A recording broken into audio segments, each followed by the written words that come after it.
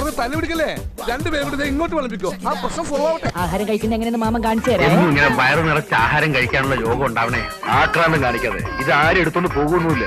ഒന്ന് പതുക്കത്തില്ല. ജീവിതത്തിൽ ഒരിക്കലും മട്ടക്കാത്തൊരു പരിപാടി ഉണ്ട്. ഊണൊഴിക്കല്. ഇപ്പൊ ഞാൻ എത്ര പേർത്തില്ലേ, എനിക്കൊരു ബോറടിയില്ല. നന്നായിട്ടുണ്ട്.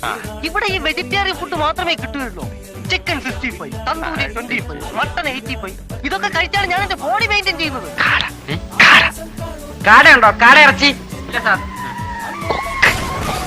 കൊക്കുണ്ടോ? കൊക്കിറച്ചി. നീ നമ്മുടെ മോനെ കൊണ്ട് അകത്ത് പോയിക്കോ. ഇല്ലെങ്കിൽ ചിക്കനാണെന്ന് പറഞ്ഞ് നമ്മുടെ ചെക്കൻ അവൻ തിന്നും. ഞാനും അങ്ങനൊന്നും കഴിക്കാറില്ല. പിന്നെ കഴിക്കുമ്പോ കഴിച്ചോണ്ടേ അത് കഴിപ്പ് കണ്ടപ്പോഴേ മനസ്സിലായി. ഒരു നേരത്തെ ആഹാരം ഇവന് നീ കൊടുക്കണമെന്ന് എന്നോട് പറഞ്ഞപ്പോ പ്രതീക്ഷിച്ചില്ല.